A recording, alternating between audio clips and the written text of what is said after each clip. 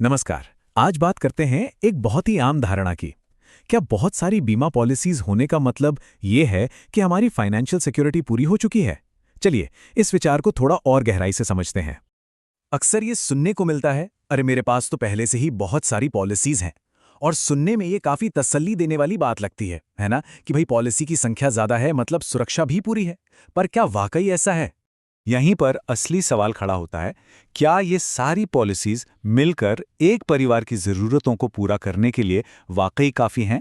देखिए, बात पॉलिसी की संख्या की नहीं है, बात है उनके टोटल कवरेज की। मतलब वो सारी पॉलिसीज मिलाकर कितना पैसा देती हैं, असल में तो वही मायने रखता है।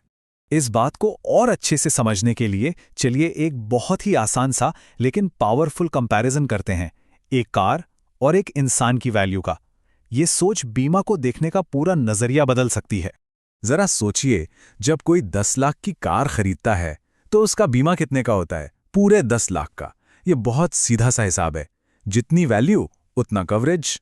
लेकिन जब बात किसी इंसान की आती है तो उसकी वैल्यू कैसे तय की जाए, यहीं पर चीजें थोड़ी अलग हो जाती हैं। और इसी सवाल का जवाब देने के लिए फाइनेंस की दुनिया में एक बहुत जरूरी कॉन्सेप्ट है, ह्यूमन लाइफ वैल्यू या HLV। ये हमें किसी इंसान की फाइनेंशियल वैल्यू समझने में मदद करता है, ठीक वैसे ही जैसे हम एक कार की कीमत समझते हैं।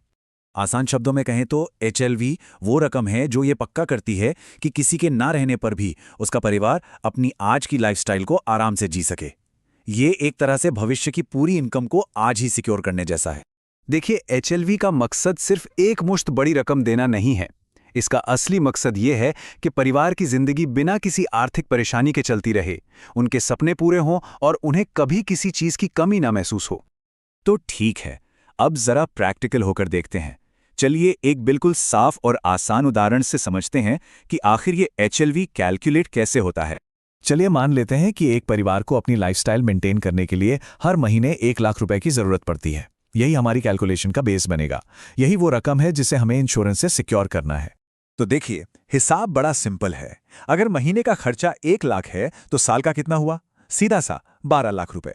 अब सवाल यह है कि बैंक में कितनी बड़ी रकम जमा की जाए कि मान लीजिए 6% के ब्याज दर पर हर साल 12 लाख रुपए मिलते रहें, और वो भी असल रकम को हाथ लगाए बिना।